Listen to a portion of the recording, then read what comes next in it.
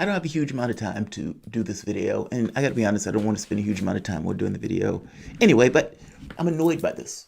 And because I'm annoyed by this, I'm gonna try to explain and articulate why I'm annoyed by this. So maybe somebody else maybe agree or disagree, and I suppose you can leave comments below. Bernie Sanders delegates voted against the platform. Now, they voted against the Democratic platform because it didn't include Medicare for all. And their argument is sound. 88% of Democrats support it. 69% of the public supports it. You have literally a pandemic. And even before the pandemic, you had like 20 million people or more that didn't have health care. Well, the number's gone up to like 40 million or more. Again, in the middle of the pandemic. It's right.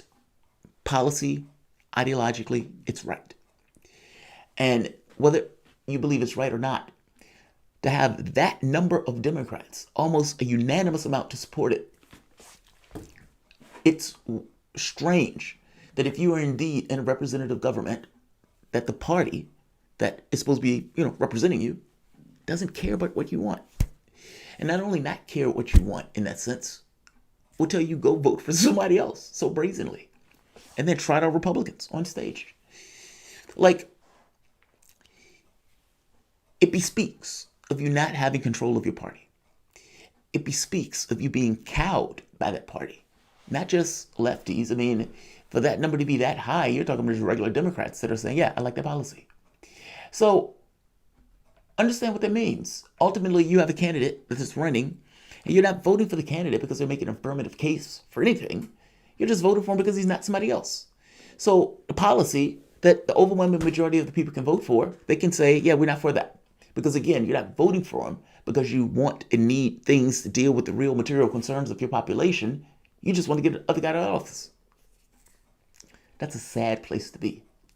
And you will have people attacking other people to vote for a guy entirely because of who that guy's not, and would be very cross at you if for whatever reason, even though you're not a Democrat, didn't vote for that Democrat. It's bizarre.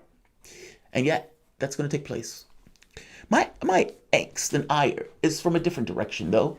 I don't vote shame people because, that's your choice. You grew up in a particular environment that brought you to a particular point of view, and you, thinking that point of view is rational, make a choice, whatever that choice is. That choice might be in your best interest. That choice might not be in your best interest, but it's not for me to say because I don't know your existence, your point of view, and what you're trying to accomplish and what you're doing. So for me to vote or shame is utterly ridiculous. It is the candidate's responsibility to go get those votes. Period. There's nothing else behind that sentence. It's the only thing on the page. Mail that shit to whoever needs to hear it. It is the candidate's responsibility to get those votes.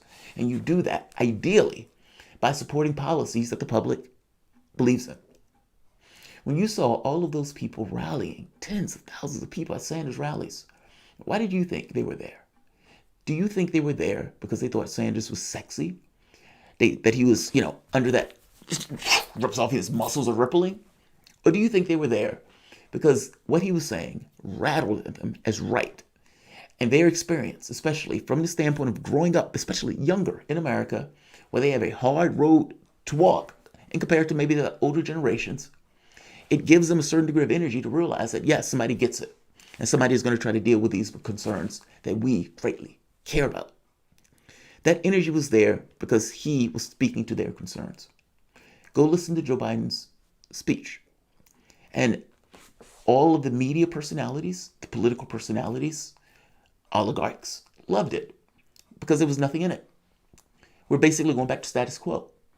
And me giving you a nothing speech basically hints at you that nothing is fundamentally going to change, just like I told you before. And for us, for lefties, that is horrifying. In contrast to what took place in that primary, where you had all of those people, nearly half of the party, more than half actually, if you're looking at what the people were voting for, wanted something else. They were just so terrified that that something else wouldn't be enough to be Trump, and so they went to Biden. Because in their heads, he's the typical Democrat, just like Hillary was a typical Democrat, and John Kerry was the typical Democrat, and Al Gore was a typical Democrat. Obama was a radical. That was the guy that won. Bernie delegates, they come up with a scheme. We're going to vote against the platform. We're going to vote against the platform. doesn't contain Medicare for all. Great. Now, I look at that and say, so what? It doesn't matter. The platform in and of itself is a symbolic gesture. And you're adding a symbolic gesture to a symbolic gesture. It's ridiculous. You can vote against it, fair enough. But what do you want me to do with this? Am I supposed to applaud at you voting on a symbolic gesture of a symbolic gesture as your resistance? Are you going to vote for Joe Biden or not? That's what I want to know. Because if you are going to vote for Joe Biden, then that symbolic gesture doesn't matter one iota. It's making you feel good. It's like recycling. It's throwing a can into a blue container and saying, yes, I'm a better person. Did you change things? No, because the overwhelming majority of the issues are not caused by you. And that can thing is nice. It's great to create kind of an ideology in the public itself. But ultimately, those are corporate concerns. That's what this was. And so now they're pitching a fit. They're pitching a fit. Why are they pitching a fit? And I'm being harsh, and I'm sorry I'm being harsh.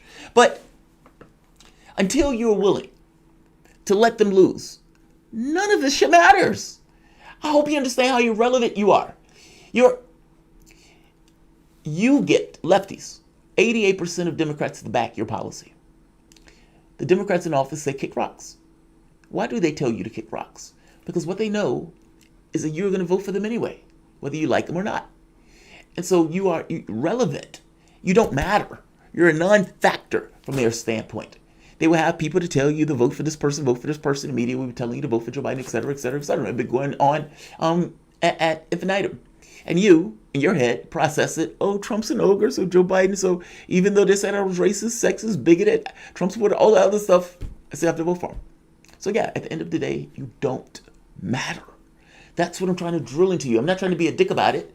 I'm just trying to make something very pointedly and clear that from the perspective of people in democratic circles, you are irrelevant. Blacks are irrelevant. Yes, I will give you words. I will give you token gestures. But in real terms, in the things that deal with the things that you care about, that matter to you, that affect you and your communities, no, nothing real. Tokenism, theatrics only. That is what Kamala Harris was. And the theatrics is basically what these guys at the Bernie delegates were doing. I'm going to show you why they were upset. And I'm going to show you the press release.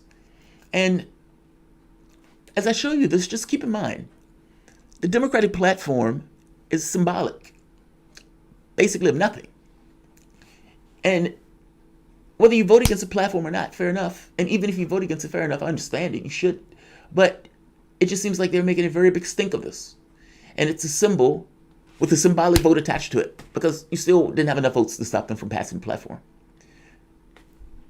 So a symbol of a symbol is something I'm supposed to be entirely invested in. Okay, yeah. And that's not a win. That's a nothing. And now they've escalated this because they believe that the Democratic Party is not playing by the rules.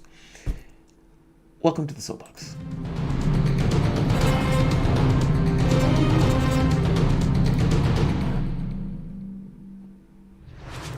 My name is Jamarl Thomas. This is the Progressive Soapbox. Guys, if you dig this content, like, share, subscribe. You can always support PayPal, the patron. This video is going long already. But for some reason, this greatly annoys me. If progressives really want to get anything accomplished, real talk, like right now, the only way for you to do that is to say, cobble together, we believe that Medicare for all has 88% support and 69% support. We're in the middle of a pandemic. You make your argument. And you say, we can't justify voting for anybody that is not willing to acquiesce to public demand for this policy. And you have tens of millions of people behind you, or at the very least, all of your organizations and all of your networks saying the exact same thing. The Democratic Party needs to justify why it would not support this policy and organically bring together the Democratic Party in order to beat Donald Trump. They keep telling Donald Trump is an ogre. They say he's an apocalypse, and yet they're not willing to back this policy that has this much support.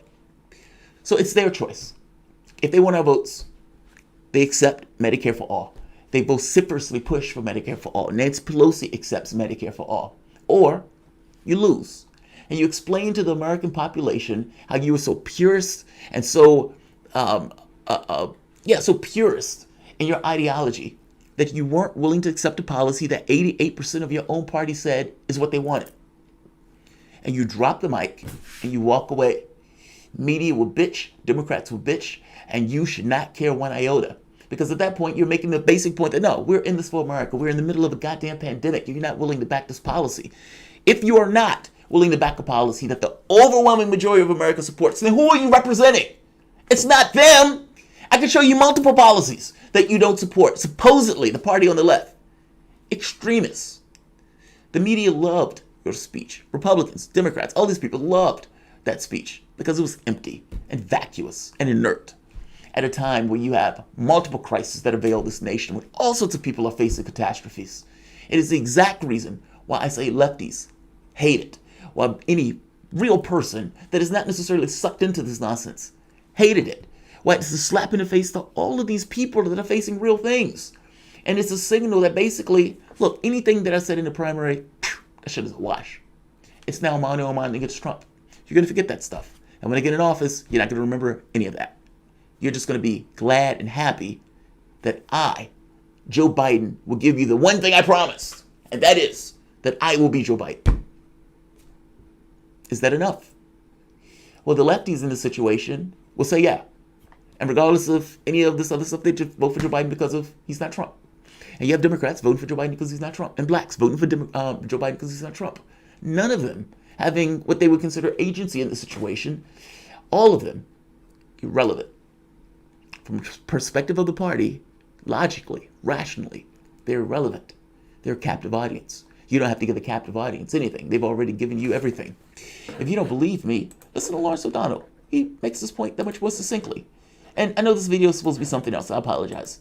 But this is their complaint. They're complaining that the Democratic Party haven't released the results of the delegates' votes on the platform.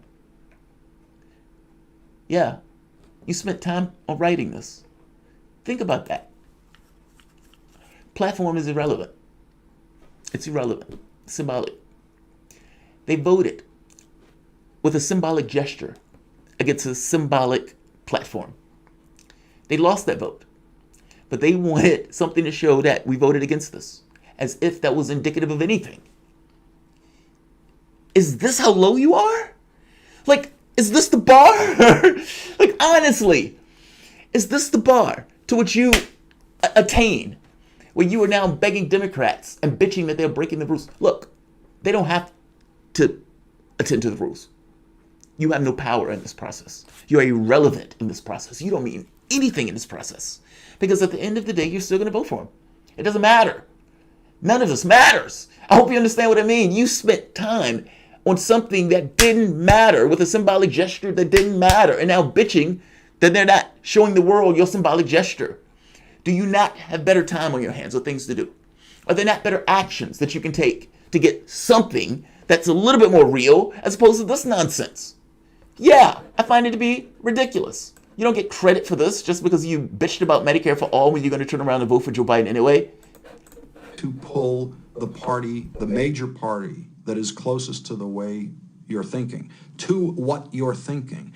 You must show them that you're capable of not voting for them. Because the way the Democratic Party is run now for quite a number of presidential cycles is they pick a nominee in a kind of half-assed process that doesn't really represent much of anybody. And then they tell everybody to just shut up. Don't bring up anything that will complicate life for your nominee. You know he's not for you on this. Why badger him? He's not going to be for you for reasons that you don't understand but are good reasons. Shut up. Turn off your brains. If you don't show them you're capable of not voting for them, they don't have to listen to you. I promise you that. I worked within the Democratic Party. I didn't listen or have to listen to anything on the left while I was working in the Democratic Party because the left had nowhere to go.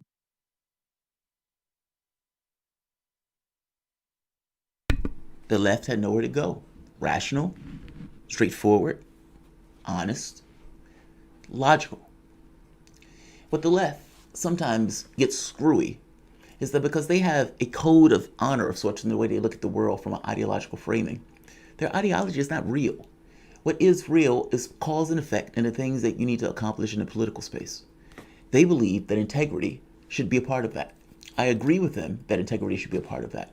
But integrity is an artifact of power distribution, not of something that just happens magically in your society as an outgrowth of something else. The world is built on power, leverage, and interwoven interests. And if you do not have a good power center in that sense, then you don't factor. I hope you understand what I mean. Integrity is an artifact of power centers finding a certain balance amongst themselves, where the energy it would take to try to get rid of something and whatever else is just too much. It just basically creates this kind of shifty balance that just takes place. Integrity is an artifact of that. I have to kind of work with this guy. We have to have an integrity among us. There need to be a code among us. Otherwise, we can't necessarily get along. So we go from there. But if you have no power, you have no leverage, you don't matter. Whether that's power distribution from the standpoint of countries, whether that's power distribution from the standpoint of states or internal politics. However that factors out, that could be whether any particular space. But I'm just saying, you assume that other people are going to work with you in a code of integrity within the context of the party. They don't have to do that because you have no consequence that's associated with them when they don't. Yes, they will tell you that, hey, here are the rules and these are the things that we're going to follow and everything else. But all of those are within the context of you basically supporting and unifying with them. If there was any sort of situation where you were going to be at odds, you will lose that because, again, you're irrelevant to the process. Yes, they want your vote. Yes, they'll coddle you. Yes, they'll say things to you. They'll massage you and all of this other stuff. But you're not ever going to get what you want regarding policy because it is against what they want in the way they function, especially in their business model where basically they take cash, put out policies that are not in the interests of the things that you want, but it's in the interest of the things of their particular class. Obama gave 95% of the income to the top 1%. That is an amazing feat, even if you were trying to accomplish that. And yet he did that. Clinton probably would have did the exact same thing. Trump is probably going to beat that number. And Democrats will say, well, hey, see, we were least worse. But is 95% of the income going to the top 1% really what you want to aspire to? And is that the best that you can do? I would say the answer is no. What lefties should be doing right now is cobbling together all of these groups, every one of us, and saying, this is what we'll accept. This is what we want. You will get our vote if you accept this. You won't get our vote if you don't. And let the party make the choice. If they lose, they need to justify why they were willing to tank it all and not accept a policy that had 88% Democratic support, 69% public support in the middle of a pandemic. The party has to explain that. They have to justify that. Now, understand that the media don't necessarily care about Medicare for all because they're rich. They can pay for their health care. The political class don't necessarily care about it. They can pay for their health care. The oligarchs that pay these guys don't care about it because they can cover that stuff. And many of the economic issues that Sanders was bringing up over the time he was running, those things weren't typically brought up because those things weren't typically all that much of a concern because they weren't going to necessarily deal with you anyway. It was a conversation among oligarchs and how they were going to partition the various spoils. Well, lefties, you have at the very least known or know at this point that what you want is popular. What you also know is that the Democratic Party is not going to back any of those things. You got nothing out of this process. Your next step has to be to one voice. This is what we want. You will get our vote or you won't based on this. And fight and bitch and moan and argue and to some degree develop some level of power and relevance in a political space where you have been taught over the last 40 years to basically do the opposite of politics and just shut up and vote for whoever. When really in any particular negotiation between two parties, one party being, let's say, if the lefties could organize themselves and get some kind of brain center, and the Democratic Party. And whether they win or lose or not, at some point has to be on them. And you have to be able to accomplish yourself or accommodate yourself under the notions of the policies that you want, not necessarily lumping yourself into a party that in no way backs those policies. It would ensure and incentivize, A, you continue to be irrelevant, and B, that those policies never actually get implemented. I appreciated you voted against the platform. But let's be honest. Platform didn't matter. And are there better ways for you to use your energies as opposed to fighting over a symbolic gesture that didn't matter and then complaining about the Democrat not following the rules? Like, share, and subscribe.